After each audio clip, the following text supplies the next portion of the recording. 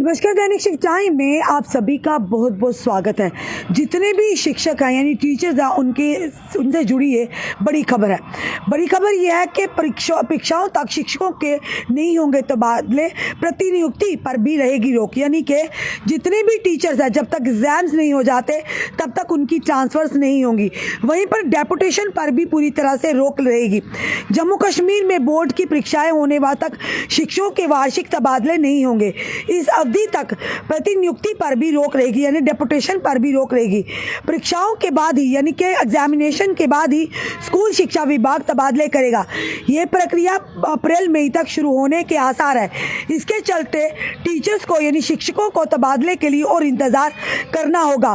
प्रदेश के तमाम शिक्षक एक साल से भी ज़्यादा समय से वार्षिक यानी जो सालाना ये कहेंगे तबादलों का इंतजार कर रहे हैं। दूर दराज क्षेत्रों में लंबे समय से पढ़ा रहे शिक्षक अपने घरों के आसपास और शहरों में नहीं आ पाए हैं।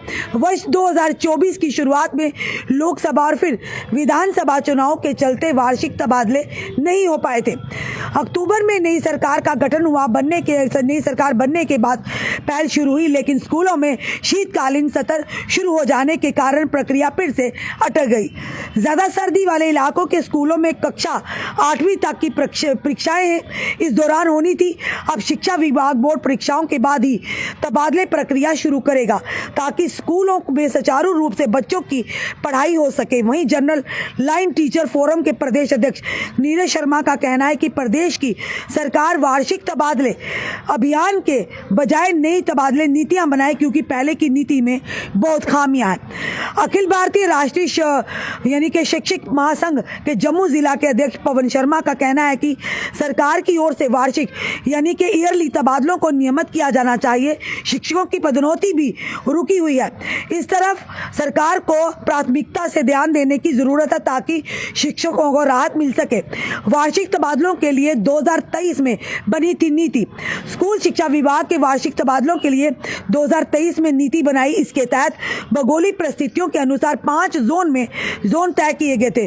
जोन 1 से लेकर 3 तक के क्षेत्र शहर के आसपास के होते हैं। यहाँ तैनाती पाने वाले शिक्षकों का न्यूनतम कार्यकाल 3 साल होता है, जबकि जोन 4 में 2 साल और जोन 5 में 1 साल का कार्यकाल होता है, क्योंकि ये दुर्गम इलाके होते हैं।